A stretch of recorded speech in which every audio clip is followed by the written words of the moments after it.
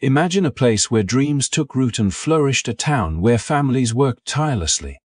Children played freely in the streets, and communities thrived on hard work and determination. That was Rosewood, Florida. Nestled in the heart of Levy County, Rosewood was more than just a town. It was a symbol of independence, hope, and resilience for Black Americans in the early 20th century. Homes were built with pride, businesses were run with skill, and schools nurtured young minds eager to shape a brighter future. Every corner of Rosewood told a story of ambition, unity, and courage in the face of a society that often sought to suppress it. But behind this thriving community was a world steeped in inequality. Jim Crow laws and the shadow of white supremacy loomed over the South. And even the smallest successes by Black families were often met with resentment and hostility. Yet the people of Rosewood dared to dream, to own land, run businesses, and create a life of dignity on their own terms. Their town stood as a beacon of Black prosperity and self-reliance, a rare jewel in an era marked by systemic oppression.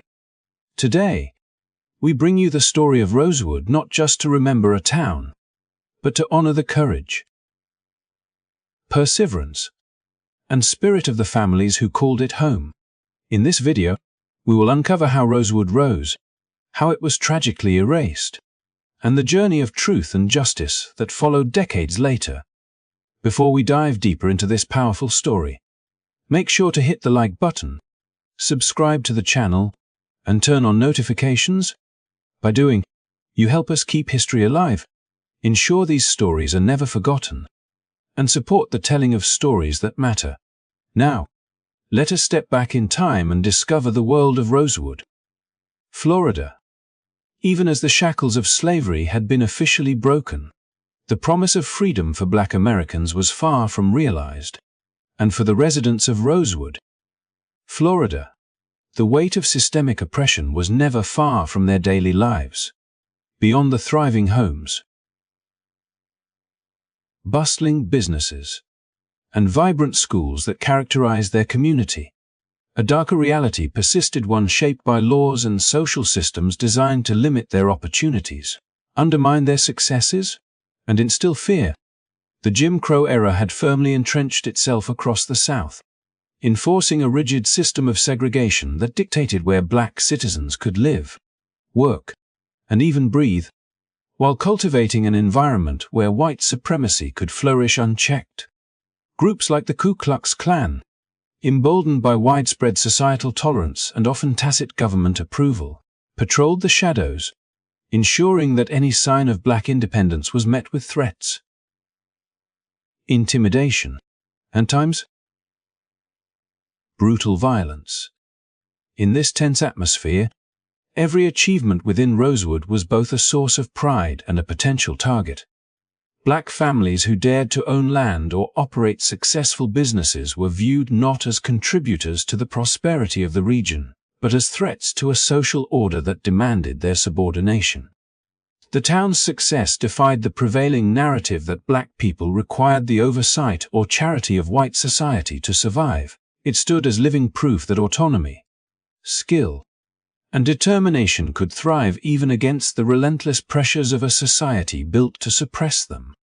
This quiet assertion of dignity and competence was enough to provoke envy and hostility in neighboring towns, where white residents resented the independence of Black neighbors, particularly in economic competition, and feared the possibility of a shift in social power. Within this world of tension and resentment, rumor and fear were potent weapons. Any minor incident could spiral into accusations, and any accusation, no matter how unfounded, could justify acts of intimidation or violence. The fragility of safety for Rosewood's residents was not a distant threat but a constant presence, woven into their daily routines, their walks through town, and their conversations with neighbors. While the streets were filled with children laughing and businesses humbly thriving, there was an unspoken understanding that their very existence, their property, their dreams, and their lives rested precariously on the goodwill, or often the indifference, of those outside their community. The juxtaposition of flourishing life within Rosewood and the looming menace of racial hostility created a heightened sense of vigilance. Families took pride in their accomplishments but were acutely aware that the law, which was supposed to protect all citizens, could just as easily be wielded against them. Local authorities, often sympathetic to the ideals of white supremacy, rarely intervened to shield black citizens from harassment or threats, leaving communities like Rosewood to rely on their resilience, solidarity, and resourcefulness to safeguard their way of life. This tension shaped the community's identity, fostering both a profound sense of self-reliance and an ever-present undercurrent of anxiety. As a result, the story of Rosewood is not only one of ambition and success, but also a tale of courage under constant threat, of everyday life conducted with an awareness of the fragility of safety in a world that refused to recognize their full humanity. It is within this context that the events leading to the town's ultimate tragedy must be understood, where the promise of freedom collided violently with the entrenched forces of racial hatred, revealing the stark reality that in the Jim Crow South, prosperity alone could provoke terror, and that the pursuit of independence for black communities often came at a perilous cost. On the first day of 1923, as the New Year's celebrations faded into memory and the promise of fresh beginnings filled the air for most, a single moment in the small town of Sumner would set in motion a chain of events that would forever alter the lives of the people in nearby Rosewood. Fannie Taylor, a young white woman, emerged from her home that morning with a story that would ignite the flames of violence. She claimed to have been attacked by a black man, her voice trembling and her presence carrying the weight of an allegation that, in the volatile atmosphere of the Jim Crow South, could not be ignored. The news traveled quickly through Sumner, where long-standing tensions between black and white residents had already created an environment primed for fear and anger. Word of Fannie's claim reached neighbors, co-workers, and friends, and within hours a group of white men, fueled by both outrage and the deeply ingrained prejudices of the time, armed themselves and set their sights on Rosewood, convinced that justice demanded swift and uncompromising action. What unfolded in the hours that followed was less about truth and far more about a pre-existing desire to assert dominance and instill terror. For the people of Rosewood, the accusation was bewildering. They had no knowledge of any attack, no evidence existed, and the community had lived peacefully alongside its neighbors for years. Yet in the climate of systemic racism, facts mattered little when compared to perception, rumor, and fear. The very existence of a thriving black town, with families owning land, running businesses, and building schools, had already been enough to unsettle white residents in surrounding areas. And Fannie Taylor's claim became a catalyst for releasing the tension that had been building for decades. The reaction was immediate and merciless. Local men, many of whom harbored grudges rooted in envy and racial prejudice, coalesced into a mob, their numbers swelling as they crossed paths with like-minded individuals from neighboring communities. Guns were loaded, torches were lit, and a collective fury took on a tangible form as they marched toward Rosewood. Convinced that punishing a single alleged attacker was insufficient, the town itself, the symbol of black independence, needed to be broken. In this moment, a single false accusation transcended the personal and became a justification for terror, demonstrating how quickly fear and prejudice could override reason, humanity, and justice in a society structured around racial inequality. Inside Rosewood, families were caught entirely off guard. Women and children went about their day unaware of the approaching danger, trusting that their community bonds and their hard-earned stability would shield them from harm. But the mob's arrival shattered any illusion of safety. Doors were knocked down, homes were stormed, and innocent people were confronted with a wrath born not from evidence or fairness, but from centuries of racial resentment crystallized in a single moment.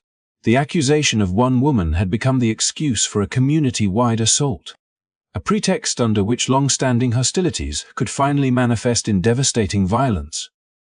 The events that began on that January morning illustrate a painful truth about the era. In the Jim Crow South, the line between accusation and execution was dangerously thin, and a thriving black town like Rosewood could be targeted not for any crime it had committed, but for the very fact of its existence. What seemed at first a personal allegation quickly escalated into a systematic attack, revealing how entrenched racial hatred, fear, and the desire for dominance could transform a false claim into a deadly reality. It was in this context, where rumor and resentment converged, that Rosewood's fate was sealed, and the tragedy that followed would become one of the most harrowing examples of racial violence in American history. A stark reminder of how quickly a community's security could unravel in the face of prejudice and lies.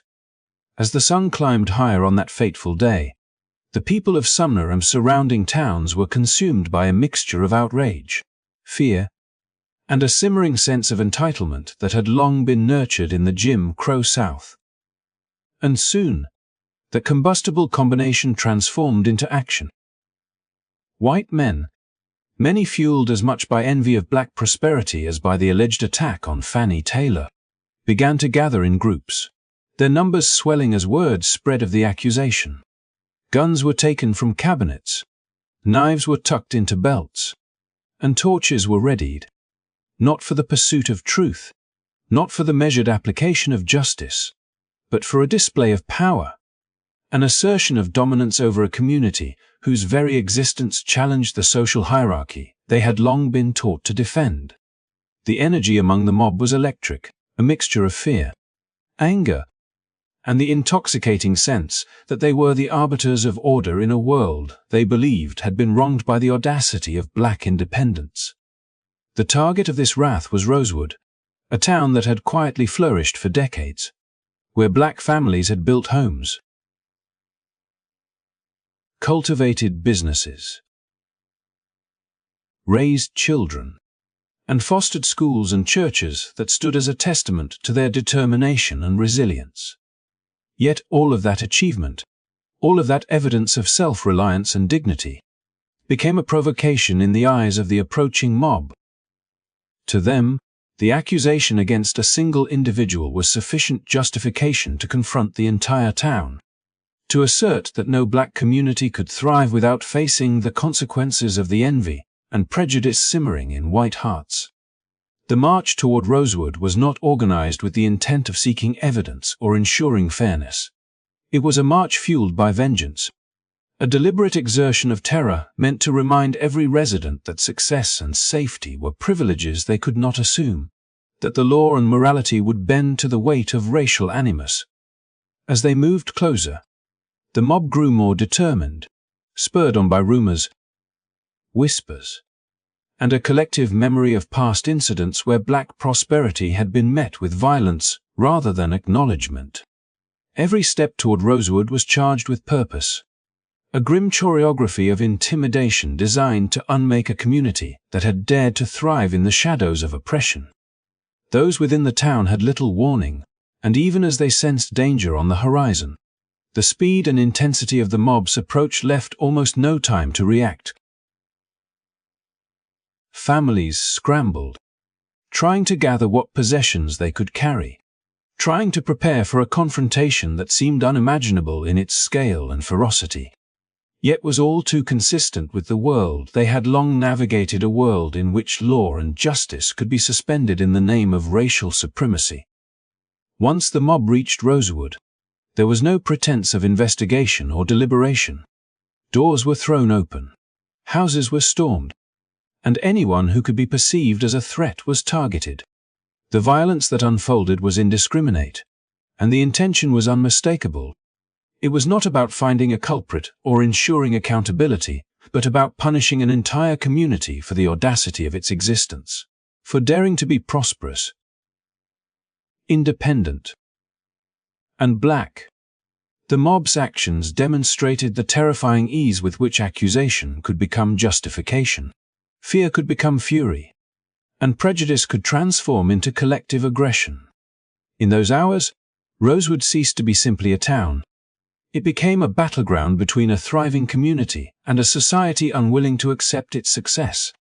The march of the mob serves as a chilling reminder of how swiftly ordinary men, empowered by shared prejudice and a desire for domination, can mobilize into instruments of destruction, and how in such a world, the promise of justice can be obliterated by the raw force of vengeance, leaving behind a legacy of fear, loss, and the haunting question of what could have been if fairness had prevailed over hate. As the mob descended upon Rosewood, the town that had once thrived in quiet dignity became a landscape of chaos and terror, a place where fear and violence replaced the hum of everyday life, and where the very streets that had once echoed with children's laughter and the sounds of work and worship were now filled with the roar of flames and the crack of gunfire. From the moment the first torches touched wood, the community was plunged into a nightmare that seemed to stretch endlessly. As if time itself had slowed to prolong the suffering, homes that families had built over decades, where generations had lived, learned, and grown together, were set ablaze, the flames consuming furniture, keepsakes, and the tangible proof of lives meticulously constructed with care and pride. Smoke filled the air, turning the day into an unholy twilight, and the smell of burning wood and belongings mingled with the acrid scent of fear, embedding itself into the memories of those who struggled to survive.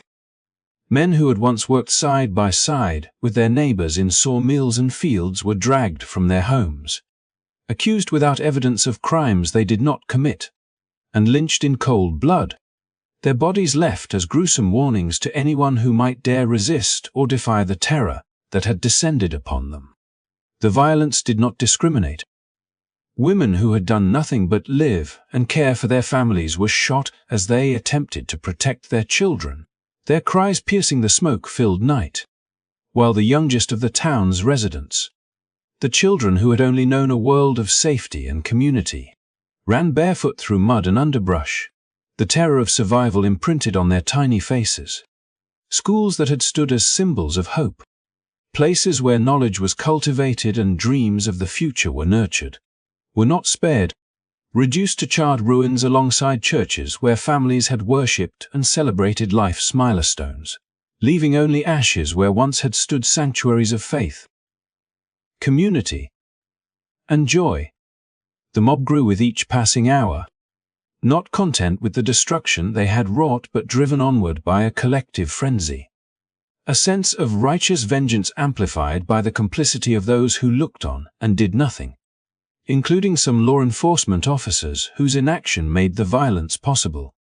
Families hid in swamps, behind dense thickets, and wherever they could find cover, their breaths shallow and hearts hammering as they listened to the sound of approaching footsteps, and the occasional crack of gunfire that could mean life or death. Every attempt to flee was met with the terrifying uncertainty of whether the next step would be safe, and each moment became a test of endurance, courage, and the desperate will to survive against overwhelming odds. The days stretched on as the violence continued, a relentless campaign that sought not just to punish a supposed offender, but to erase a community entirely, to send the unambiguous message that black prosperity, black independence, and black life itself were expendable in the eyes of those who had decided to enforce supremacy through fire, bullets, and terror. By the time the flames finally died and the guns fell silent, Rosewood had been transformed from a place of hope, pride, and achievement into a ghost town, the land scarred and the survivors left to grapple with the trauma of witnessing their world destroyed. In that devastation, the story of Rosewood became a harrowing testament to the destructive power of hatred fueled by prejudice, the fragility of justice in a society steeped in systemic racism, and the courage of those who, despite unimaginable fear, sought to survive, to remember, and to ensure that even in the face of deliberate erasure, the truth of what happened would one day emerge from the ashes. By the early hours of January 6, 1923, Rosewood had ceased to exist as the vibrant community it had once been.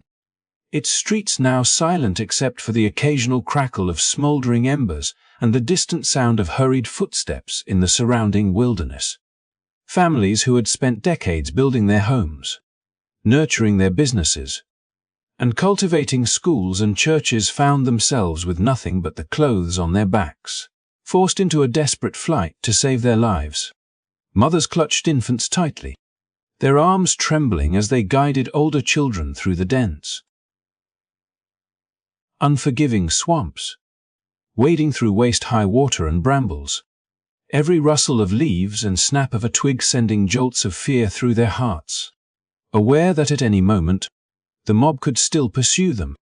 Fathers and brothers who had tried to stand against the chaos, to protect what was theirs, had either been killed or separated from their families, leaving those left behind to navigate a terrain both physically and emotionally treacherous, haunted by the screams and cries that lingered in their memory. As they fled, there was no certainty, no guiding hand to lead them to safety. Some sought refuge in the relative anonymity of nearby towns. Their arrival met with a mixture of sympathy and wariness, for the fear that had gripped Rosewood had spread outward, and even those who wished to help were constrained by the societal pressures and prejudices of the time. Others remained in the swamps for days, hiding under tangled roots and low-hanging branches, subsisting on whatever they could forage, listening to the wind carry faint echoes of the destruction left behind, the collapse of homes and churches, the lingering scent of charred wood, and the profound absence of the community they had once called home. Every moment of survival was a reminder of how abruptly life could be stripped away, how quickly a town could be erased, and how the false accusation that had sparked this catastrophe could ignite an unstoppable wave of violence when fed by fear, envy, and deeply rooted systemic oppression. For those who managed to reach safety, the trauma was far from over. They became refugees in their own country, displaced not by war or natural disaster, but by a coordinated eruption of hatred, a sanctioned campaign of terror that left scars not only on the land but also on the minds and hearts of the survivors.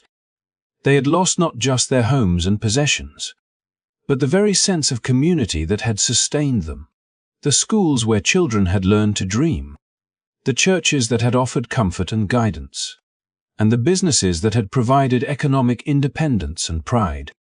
In the weeks and months that followed, many wandered from town to town, seeking work, shelter, and the faint hope that life could be rebuilt, carrying with them the stories of horror and loss that could not yet be safely shared, stories that would remain buried under fear for decades. Even as the immediate danger passed, the echoes of that night lingered, a chilling reminder of the fragility of safety and security when justice and morality are overshadowed by prejudice and violence. Rosewood itself lay in ruins, its buildings reduced to ash, its streets emptied, its legacy threatened with oblivion. Yet within the hearts of the survivors burned a quiet determination to endure, to remember, and to preserve the truth of what had occurred, ensuring that even if the town had been erased from the map, it would not be erased from memory. The flight into swamps and surrounding towns was not merely a physical journey.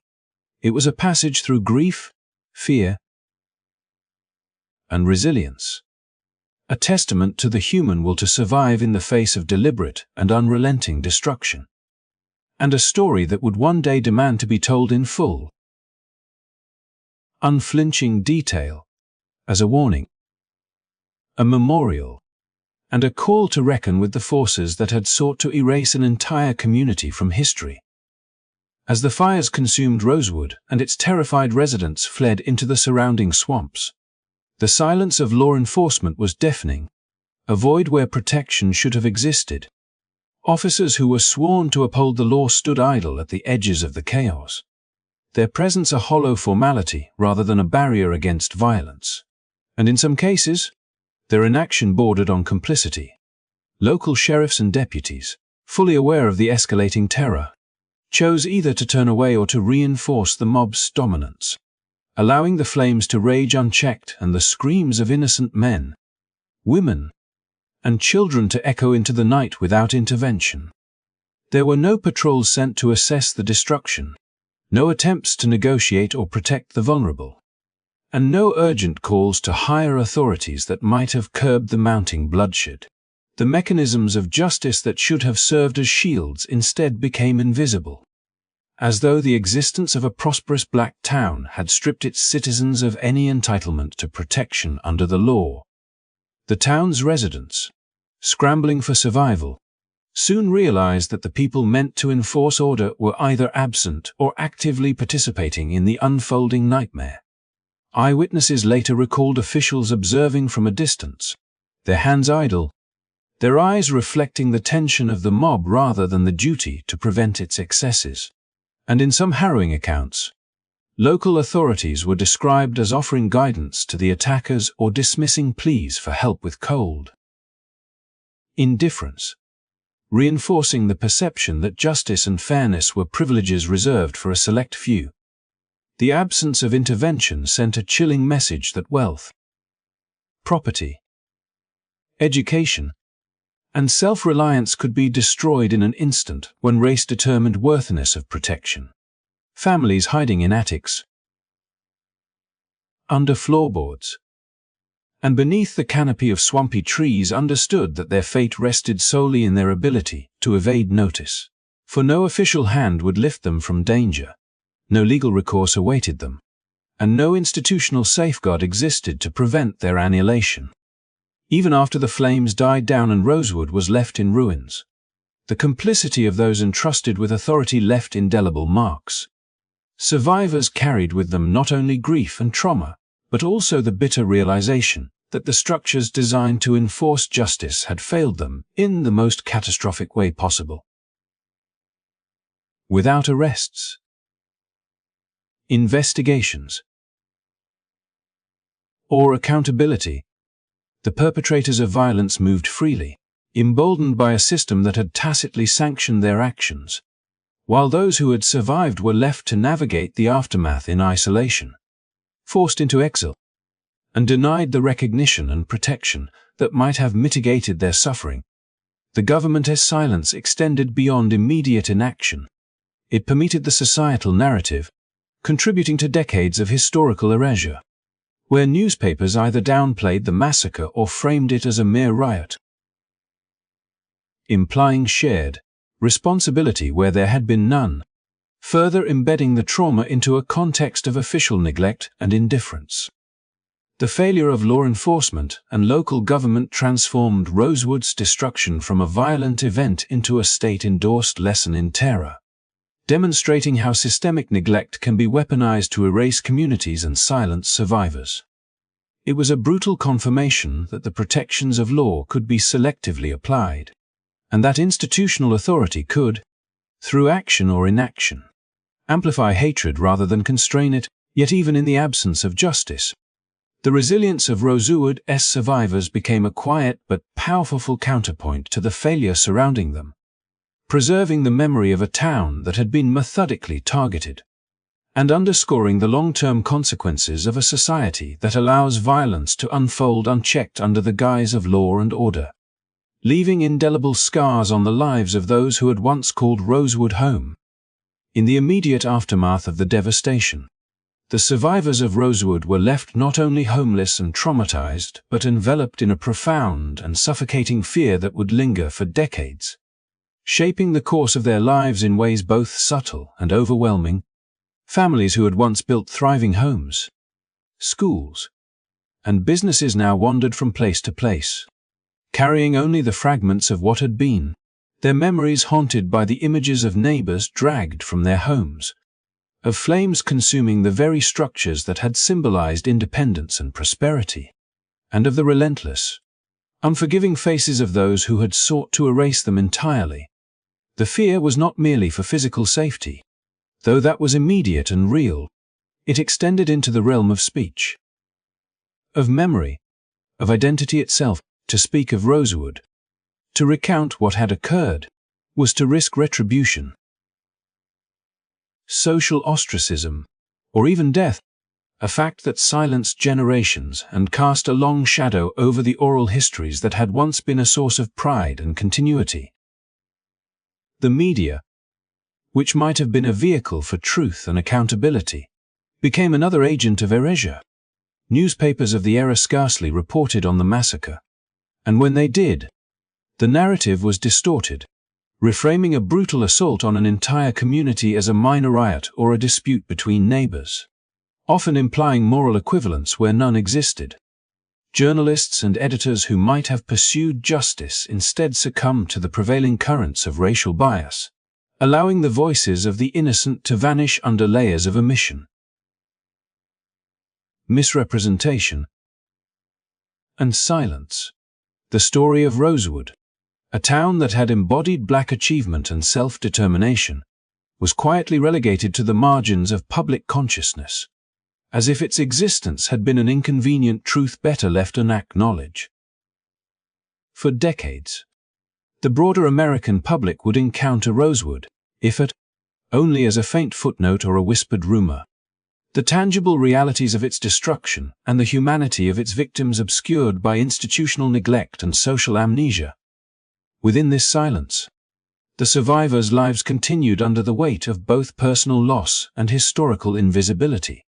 Children who had been spared direct harm grew up absorbing the fear and caution of their parents, learning to navigate a society that seemed indifferent to their suffering and unprepared to protect their futures.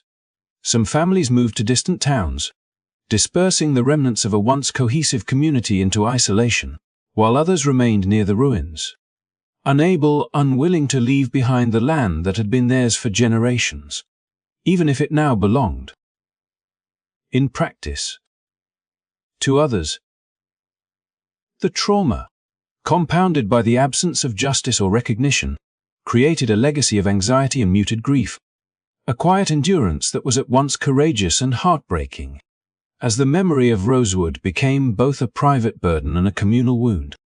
Despite the decades of erasure, the story endured in the hearts of those who had survived, passed down cautiously through families, whispered only in the safety of trusted ears. The silence imposed by fear and societal neglect became a form of protection. Yet it also ensured that Rosewood was absent from history books, textbooks, and public discourse, leaving a gaping void in the national narrative about racial violence, resilience, and systemic injustice. For many, the town existed only in recollections that were fragile and unrecorded, a ghostly testament to both human cruelty and human perseverance, awaiting the moment when truth could finally emerge, demanding acknowledgement, memory, and the restoration of dignity to the lives forever altered by the tragedy. In the early 1980s, after decades of silence and erasure, a quiet storm began to take shape, driven not by the survivors themselves, who had lived under the heavy weight of fear for generations, but by a journalist determined to uncover the truth that so many had tried to bury. Gary Moravest, Petersburg Times.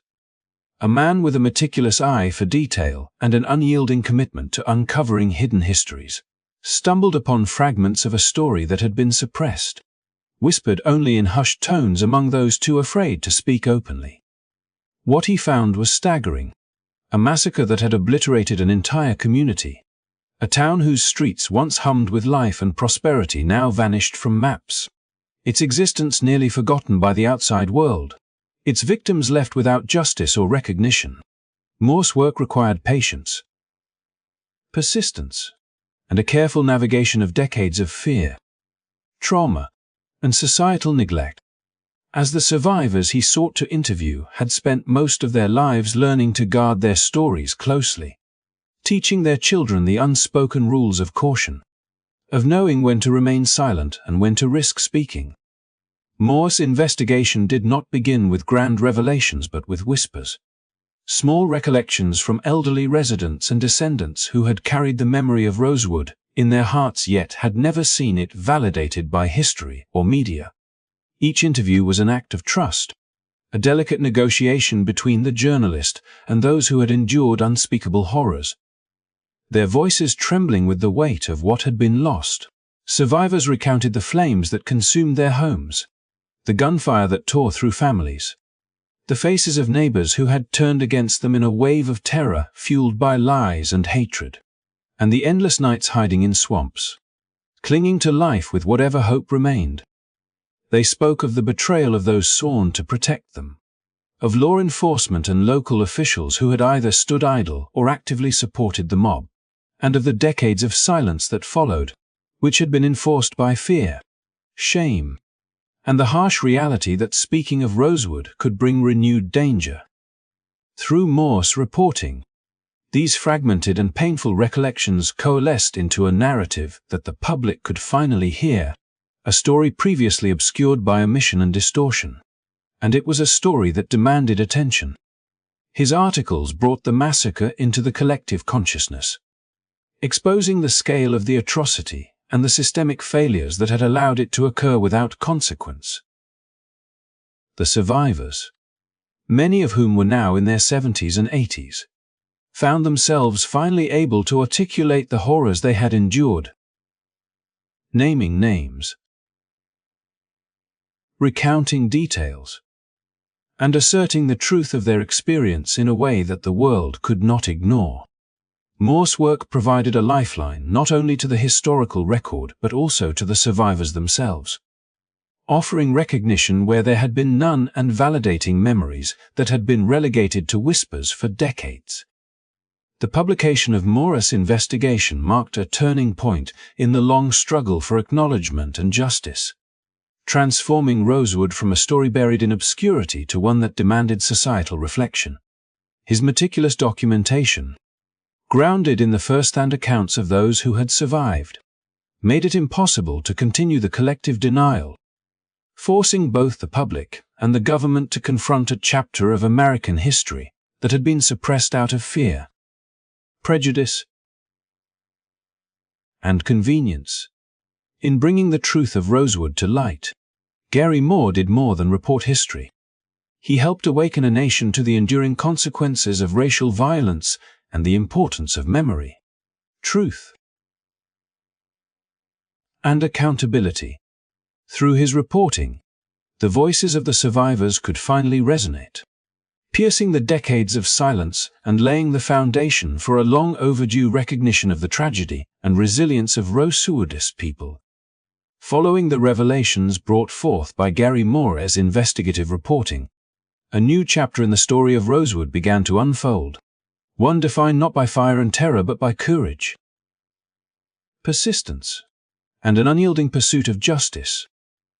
Survivors, many now in the twilight of their lives, and the descendants of those who had been forced into exile, were suddenly faced with an opportunity they had long believed impossible, the chance to reclaim recognition for their stolen community and to demand restitution for the losses inflicted upon their families nearly 7 decades earlier. With decades of silence broken and the truth of the massacre finally documented, these men and women organized, strategized, and navigated a political and social landscape that had often ignored or dismissed their grievances. The journey was neither quick nor simple, as they encountered skepticism, resistance, and the lingering shadows of fear that had silenced their ancestors. Yet the momentum of truth, once unleashed, was a force that could not easily be contained. Throughout the 1980s and early 1990s, the survivors and their descendants undertook the painstaking task of lobbying the Florida legislature, weaving together personal testimonies, historical evidence, and the meticulous records brought to light by Moore and others who had documented the massacre. They recounted the destruction of homes, churches, schools, and businesses, the deaths of loved ones, and the decades of systemic neglect that had allowed those responsible to go unpunished. Each story was more than a recollection of tragedy. It was a demand for acknowledgement, a declaration that the lives lost and the communities destroyed could not continue to be ignored.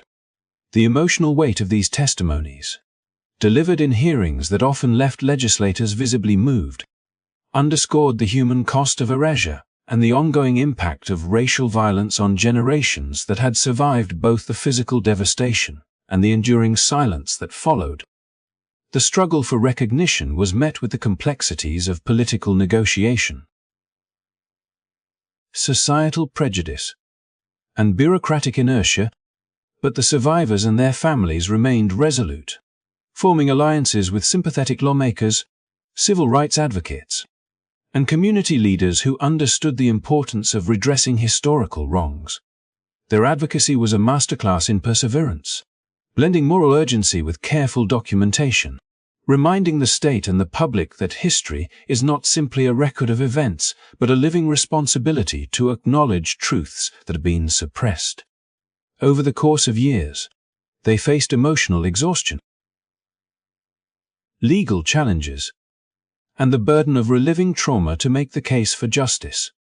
Yet their commitment never wavered, driven by the knowledge that recognition and reparations were not only for themselves, but for the memory of Rosewood and for the generations to come who deserved to know the full story of their heritage.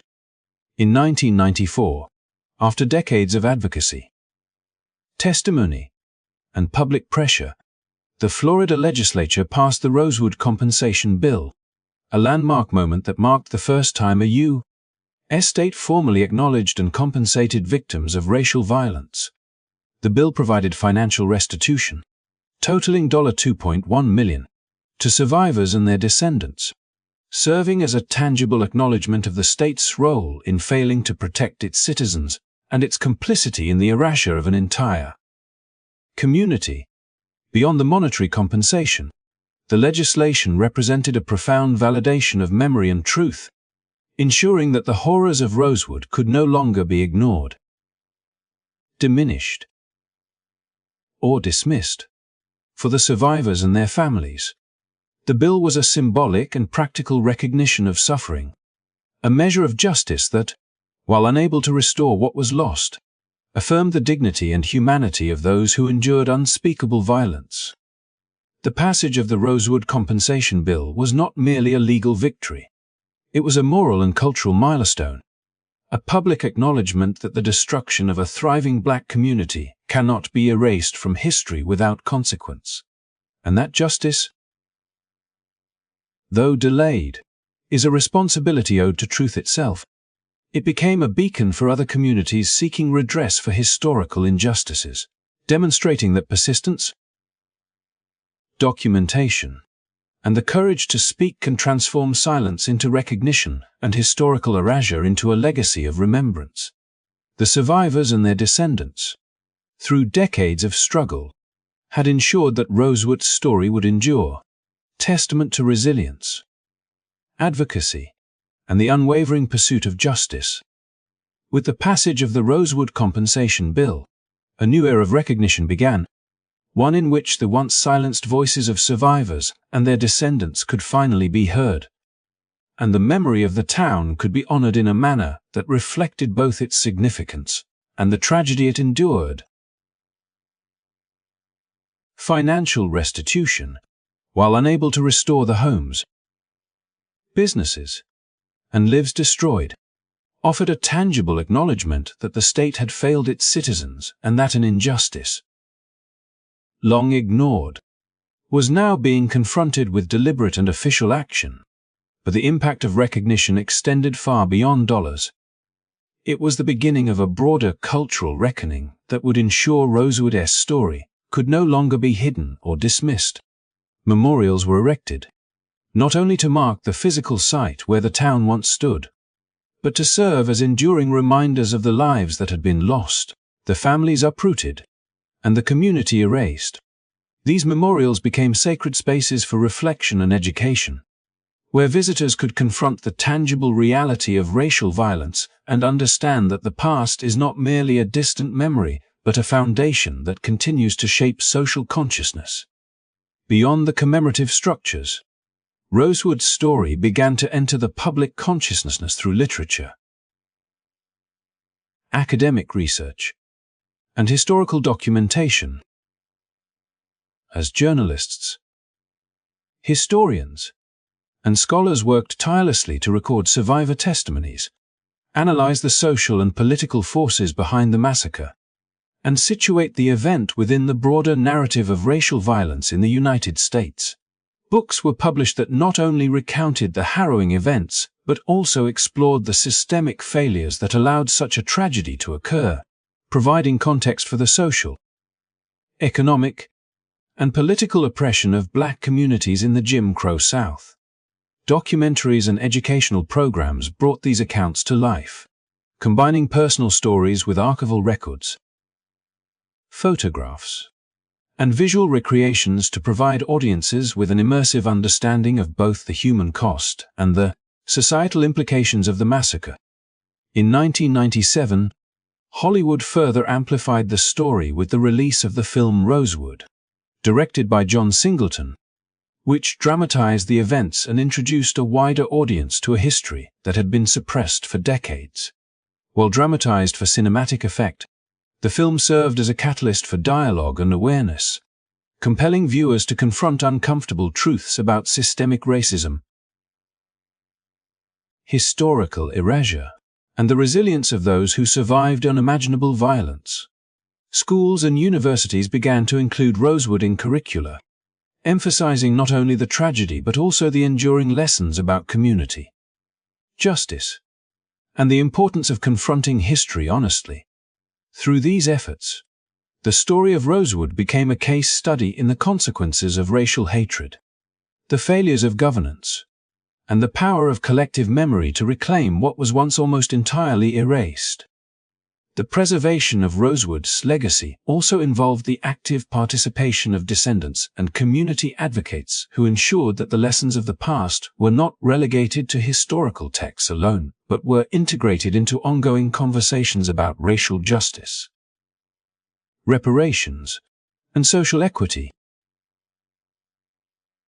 Annual commemorations, guided tours, and educational programs brought new generations into direct contact with the history, allowing them to understand the resilience and courage of those who lived through the massacre. These efforts collectively transformed Rosewood from a ghost town into a symbol of remembrance, survival, and acknowledgement, where the scars of the past could be honored without allowing them to define the present entirely. In this way, Rosewood's story transcended the events of January 1923, becoming a narrative of endurance, justice, and historical accountability. The combination of compensation, memorials, films, and meticulous historical documentation ensured that Rosewood would not simply exist as a forgotten tragedy, but as a vital reminder of the human cost of racial violence and the enduring importance of preserving history accurately. The legacy of Rosewood now stands as a testament to the resilience of its survivors, the power of advocacy, and the necessity of remembering, not to dwell in sorrow alone, but to illuminate the path toward justice, understanding, and the unyielding affirmation that the stories of marginalized communities deserve to be told and never forgotten. As we reflect on the story of Rosewood, it becomes clear that this tragedy was not an isolated incident, but part of a broader and deeply troubling pattern of racial violence aimed at successful Black communities across the United States. Like Tulsa's Greenwood District in 1921, often called Black Wall Street, and Colfax, Louisiana in 1873, Rosewood was targeted not simply because of who its residents were, but because of what they had built.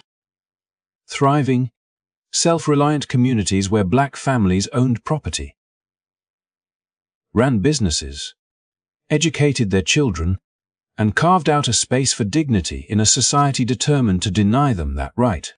These towns represented progress, autonomy, and the possibility of a future free from oppression, and that very success made them targets of envy, fear, and hatred. The systemic forces behind these massacres: white supremacist ideology, complicit law enforcement, biased media, and governmental neglect revealed the lengths to which the powers of the time were willing to go to erase Black achievement and maintain control. the destruction of Rosewood, along with other communities like Tulsa and Colfax, reminds us that history is not merely a collection of dates and events but a living narrative shaped by whose voices are allowed to be heard and whose stories are silenced. For decades, the survivors of Rosewood carried the weight of trauma in silence, fearful of retribution, while the nation at large remained largely ignorant of what had transpired. It took courage, persistence, and the dedication of journalists, historians, descendants, and advocates to unearth the truth, demand acknowledgement, and secure a measure of justice. The 1994 Rosewood Compensation Bill, the memorials erected on the site, and the cultural works inspired by the storybooks, documentaries, and films serve as enduring testaments to the resilience of the community and a reminder that erasure is never permanent when people are committed to telling the truth.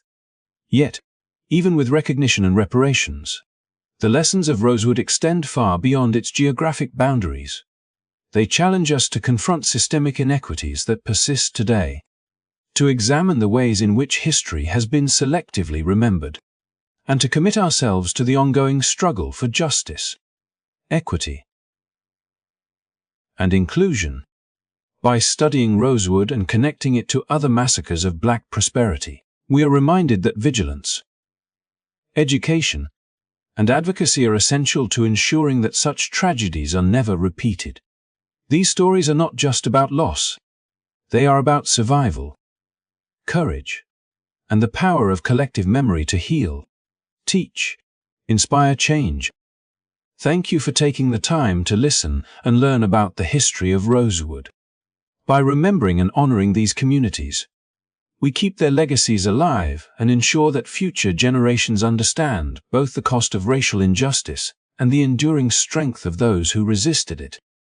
If this story moved you and you want to help shine a light on forgotten histories, please like this video, subscribe to our channel, and click the notification bell so you never miss an opportunity to learn, reflect, and act.